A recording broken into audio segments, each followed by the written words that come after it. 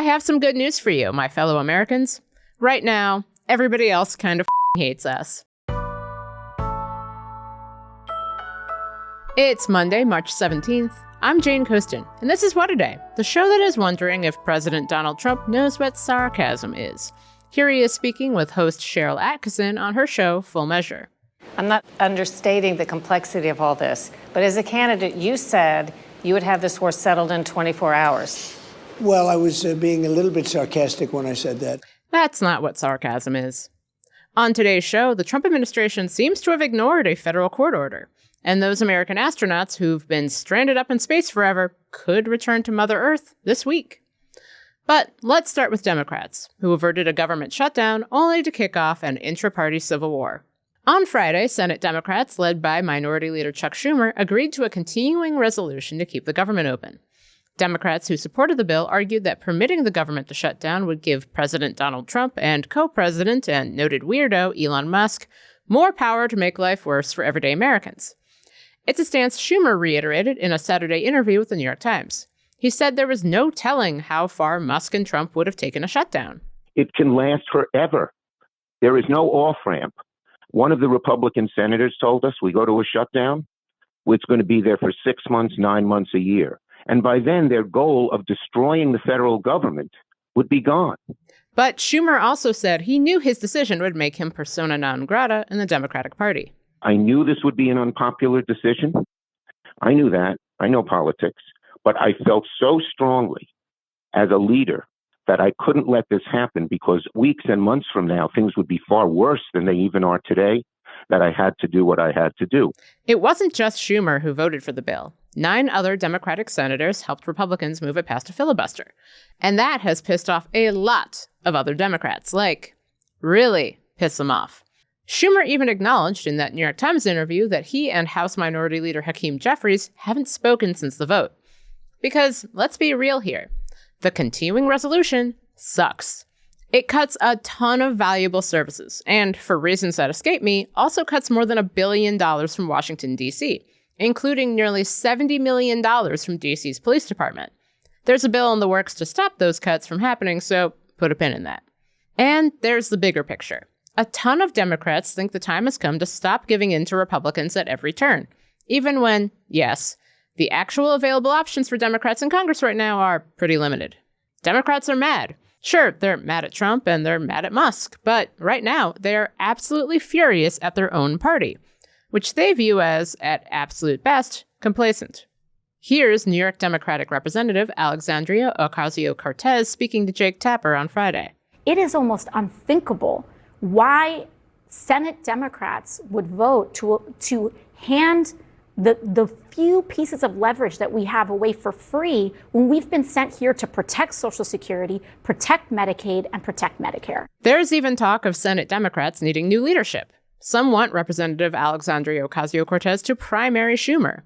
And while Connecticut Democratic Senator Chris Murphy didn't say it was time for Schumer to go, he wasn't exactly effusive in his support for the New York senator. He can lead this caucus, but we need to have a conversation inside the caucus about whether we are willing to stand up to Republicans. Listen, we have options. We could decide to not proceed to legislation as an ordinary course of business. There are big fights ahead of us, like the debt ceiling, like another potential government shutdown in 6 months. So we have opportunities as a caucus to stand up and meet this moment. And I think the American people are demanding that we do that. Just yes or no before we move on. Do you have confidence in Leader Schumer? I still support Senator Schumer as leader, but I think the only way that we are going to be effective as a caucus is if we change our tactics. And we have to have a conversation inside our caucus to make sure that we are going to do that. Journalist Josh Barro took the opposite take from pretty much every Democrat I know on his Substack very serious. He argued Schumer did the right thing. So I had to talk to him about the continuing resolution, what this intra-democratic fight is really about, and where we go from here. Josh, welcome to What A Day. Thank you for having me. So you wrote a column about how Senate Minority Leader Chuck Schumer did the right thing by not letting the government shut down. The floor is yours. Why was that the right move? Well, because what were the other options? I mean, people, they want Democrats to fight. And a shutdown would have been an opportunity for a fight. But I didn't see any of Schumer's opponents actually walking through what would happen next and providing a convincing story of why that fight would produce a better policy outcome for Democrats. I think, in fact, Schumer has a strong argument that it would have produced a worse outcome, which is to say, if you shut down the government, you hand the president a lot more authority to decide what operations of the government to keep open and which ones to close, because much of the government is supposed to close when the government is shut down. Things that are essential keep operating, and there's supposed to be some sort of objective standard for that. But in practice, the president can basically say, this is essential, this is not essential. All the stuff that DOJ has been trying to close and is getting tied up with in the courts, he could just close those things and furlough the people and try to build exactly the government he wants with only the things he cares about continuing to operate. And because he'd have that power, he also has no particular incentive to want the government to reopen once it is closed. I mean, people forget Donald Trump did the longest government shutdown in history, 35 days, 2018 into 2019, basically just for funsies. And that was even before he had Elon Musk there and was really actually trying to dismantle the government. So if you want the government to shut down, which has been their effort since day one of this administration, being handed a government shutdown is actually helpful for that. Meanwhile, Democrats, if the government is shut down, muddy the water about whose fault everything is. I mean, you have the president seemingly trying to induce a recession in the United States, pursuing this unpopular trade war.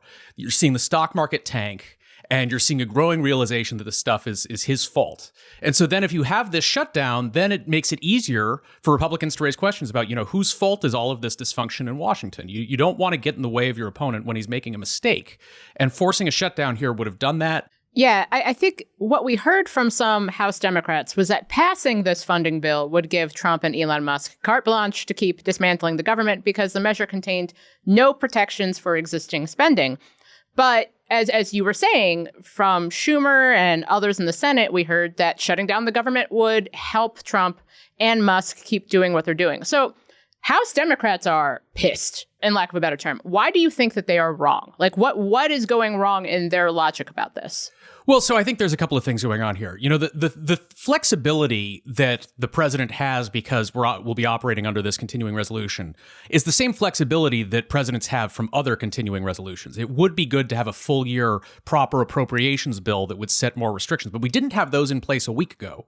I think there's also something that's a little bit cheap politically, where House Democrats are able to vote no on this and say they did their part to block it and then blame the Senate. And so, when people in the Democratic base are angry, and they are very angry, getting them also joining in the chorus, people who are mad at Chuck Schumer, insulates them from political attack over this. I thought it was very interesting, the other 9 Democrats who joined Chuck Schumer in voting for cloture, because it was not a very ideologically cohesive group of people. You had some moderates, but you also had, for example, Brian Schatz, the senator from Hawaii, who's pretty progressive. He's widely rumored to want to be majority leader in the future.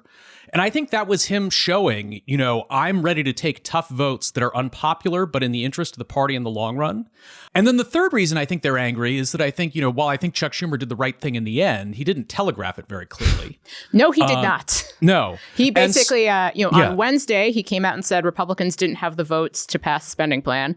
And then on Thursday, he says he's going to vote for it. And I think, honestly, I think that that's part of why Democrats are so mad. I mean, there are lots of reasons why, and we're going to get to that. There was a lot of mixed messaging. Do you think that was a failure on Schumer's part? Well, I think on Wednesday there was a failure. I think, up until Tuesday when this passed the House, Democrats' strategy was Republicans are incompetent. They cannot line up their very narrow majority together to agree on shared priorities. And Republicans would have to come crawling to Democrats to say, we have to do a bipartisan bill because we're too incompetent to do our own party line bill.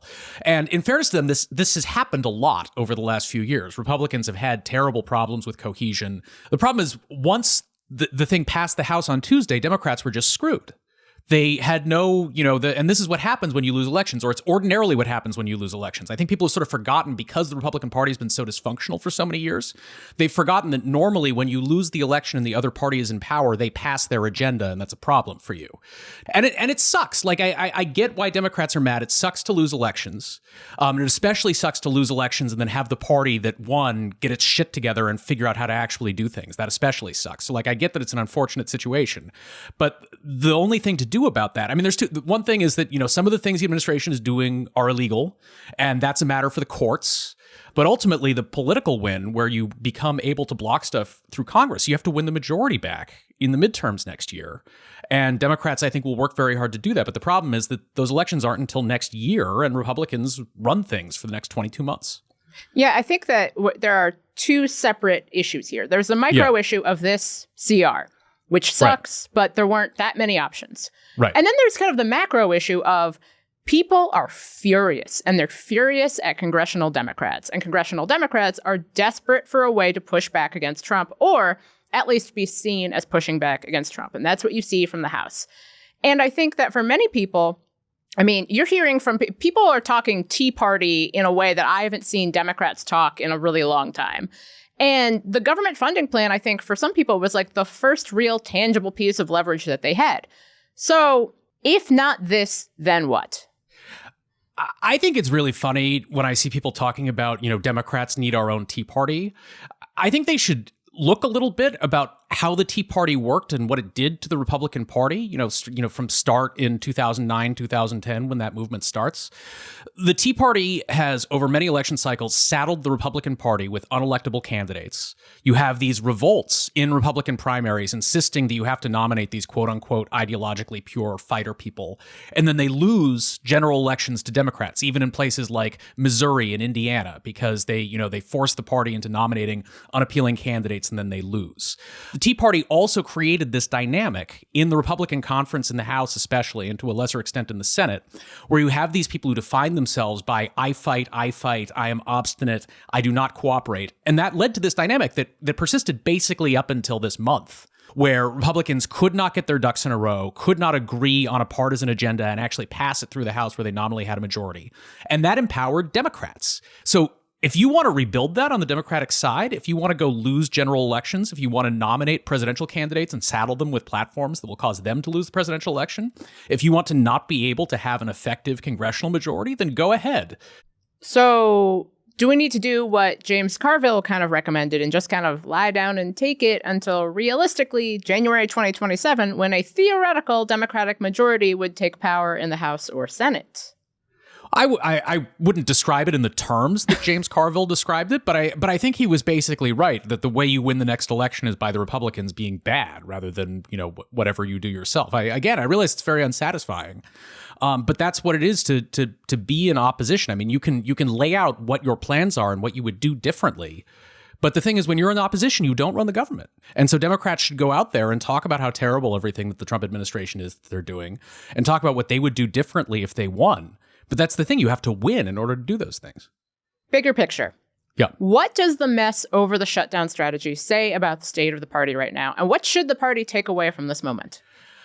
I mean, look, I don't think that a change in leadership in the medium term is a bad thing. I mean, that I don't like this being a catalyst for it because I think Schumer had this specific question right. But I think it's true that that the Democratic Party does not have very dynamic national leaders in the Congress, and so I mean Chuck Schumer is 80 years old. So Schumer should step aside. Well, I don't think he should step aside right now, but I think people are ready for him to go immediately, today. They will take him to the airport if they need to. Sure, but I mean keep in mind how. Aside from Democrats, is there any Republican that Republicans have complained about more in the last 20 years than Mitch McConnell?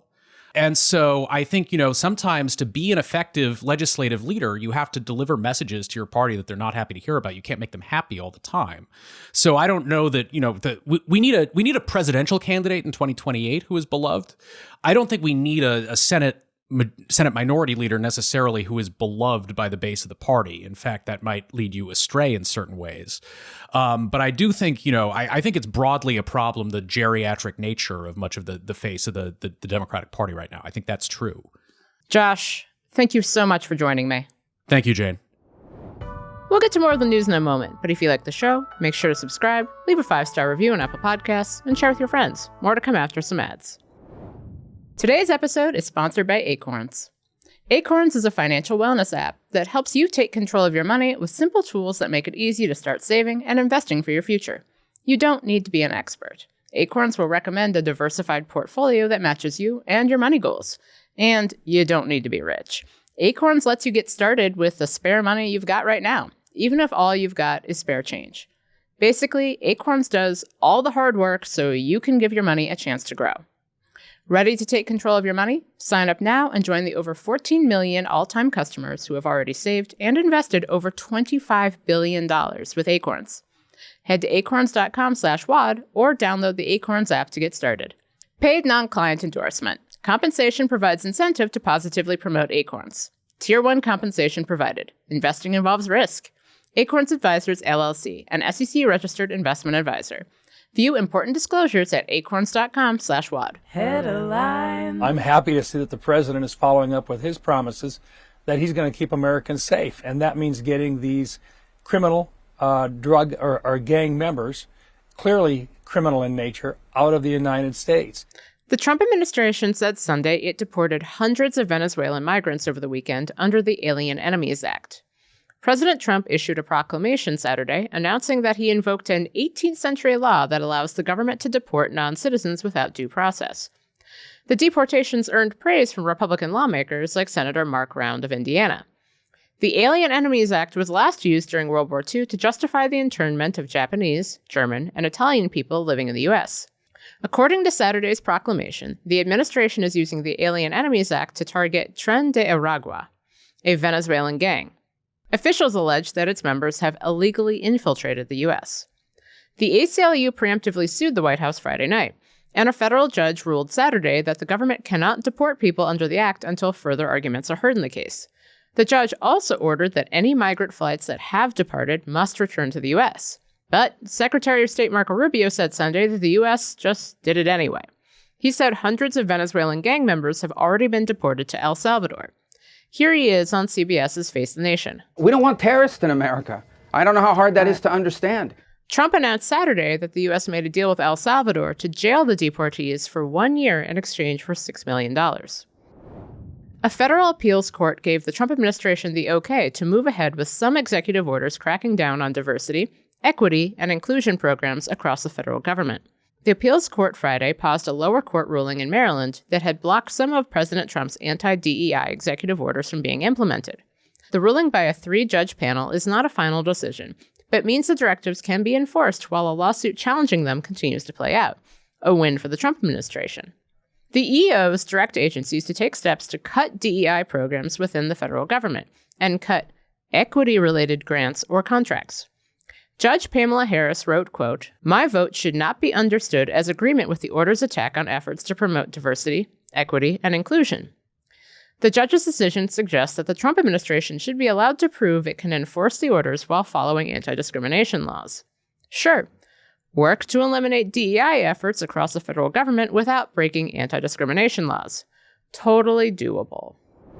This was an overwhelming response that actually targeted multiple Houthi leaders and took them out. President Trump announced Saturday that the U.S. launched a wave of airstrikes on Yemen targeting the Houthi rebels. According to officials for the Iranian-backed Islamist militant group, the attack killed at least 31 people and injured dozens more. The Houthis have targeted Israeli cargo ships, U.S. warships, and other commerce vessels in the Red Sea since the start of Israel's war on Gaza. The rebels have aligned themselves with Hamas and said that their actions are in solidarity with Palestinians in the besieged Strip. In an interview with ABC Sunday, U.S. National Security Advisor Mike Walls said the attacks were a message to Iran, demanding that the country pull support from the Houthis. Officials for the group said last week that they would resume those attacks if Israel continued to block humanitarian aid to Gaza. Secretary of State Marco Rubio said on CBS Sunday that the U.S. strikes on Yemen will continue if the Houthis don't back off. We're doing the world a favor. Yeah. We're doing the entire world a favor by getting rid of these guys and their ability to strike global shipping. That's the mission here. Iranian officials condemned the airstrike Sunday, threatening to retaliate against the U.S. Onishi, the first Crew 10 astronaut through the hatch, followed by Peskov. The 2 NASA astronauts, Butch Wilmore and Sonny Williams, stuck in space for 9 months, could come back to Earth soon. Key word, could. A SpaceX Dragon spacecraft made it to the International Space Station Sunday, if days are even real in space, with 4 astronauts from the US, Russia, and Japan aboard. They were welcomed with excited hugs and handshakes. the Crew 10 mission astronauts are set to relieve Wilmore and Williams of their duties. Williams told Mission Control, quote, "It was a wonderful day. Great to see our friends arrive." Williams and Wilmore arrived at the space station last June on a trip that was only supposed to last about a week. But after numerous problems with their Boeing Starliner spacecraft, NASA decided to bring it back to Earth without the astronauts in it. Now with their replacements at the space station, Williams and Wilmore could, or should I say, are scheduled to head back to Earth sometime this week. And that's the news. One more thing. I have some good news for you, my fellow Americans. Right now, everybody else kind of fucking hates us. And that's a good thing. Really. Case in point, this is Raphael Glucksmann. He's a French politician who's a member of the European Parliament and the leader of the Place Publique political party, which allied with the Socialist Party in the 2024 European elections and finished third nationally. And his big message right now, everything America is doing, France should, not. Nous ne voulons pas de cela pour la France. Alors ne laissons jamais passer le fan club de Trump et de Musk dans notre pays. There he's saying, in reference to populism and right-wing extremism, quote, "No, we do not want that for France. So let us never let the Trump-Musk fan club pass into our country." This intrigues me. See, the populist right talks a lot about nationalism and national identity, but it's a global movement. Since the mid-2010s, countries around the world, from Hungary to Brazil to Italy to the UK, remember Brexit, have had to contend with the rise of populist figures and parties. And many of those figures, like Britain's Nigel Farage, one of the biggest advocates for Brexit, are super best friends with Donald Trump. Here's Trump giving him a shout-out at a Pennsylvania rally on election eve in November. You have a man from Europe, I don't know if he's here, I saw him backstage. What he did was, and what he is doing is sort of what we did a few years ago. He's doing a great job. He's always been my friend for some reason. He liked me, I liked him. And he's shaking it up pretty good over there. He was the big winner of the last election in the UK, and he's a very spectacular man, very highly respected, Nigel Farage. But these populist politicians currently have a bit of a problem with their efforts to get close to Donald Trump. Donald Trump is really unpopular with the voters these populist figures are trying to attract. In the UK, 58% of voters don't like Trump. And voters across Europe particularly don't like his efforts to abandon Ukraine. Something right-wing figures like Marine Le Pen of France and Italian Prime Minister Giorgia Meloni have had to contend with. As Helen Lewis of The Atlantic detailed in a piece published on Sunday, Donald Trump's actions haven't just slowed down the rise of the populist right, it's helped liberal and center-left parties claw back ground. Back in January, only 16% of voters said they wanted Canada's Liberal Party, now led by former banker Mark Carney, to handle the economy, with 42% preferring Pierre Poilievre's Conservatives. But throw in a few months of Donald Trump screaming about Canada becoming the 51st state and wielding tariffs as a cudgel, and a new survey released Saturday found that the Liberals have almost closed the gap on the question of who is best for the economy. And Carney leads Poilievre when it comes to who can best stand up for Canadian interests. In February, the Conservatives had a massive polling lead over the Liberal Party among voters. On March 11th, that lead had been cut to 1 point. Yes, politics is complex, and I am pretty sure that the success of the far right in the UK, France, and Canada does not entirely hinge on whether or not our president is an asshole. But I do find comfort in knowing that apparently our president being an asshole doesn't seem to help. That's all for today. If you like the show, make sure you subscribe, leave a review. Remember that early voting in Wisconsin Supreme Court election starts tomorrow, and tell your friends to listen. And if you're into reading, and not just about how Elon Musk is heaving endless cash into Wisconsin's Supreme Court election in support of Brad Schimmel, who supports an abortion law from the 1840s because, of course he does. Like me, What A Day is also a nightly newsletter. Check it out and subscribe at crooked.com/subscribe. I'm Jane Coaston, and if you want to stand up to Elon Musk, you can start in Wisconsin.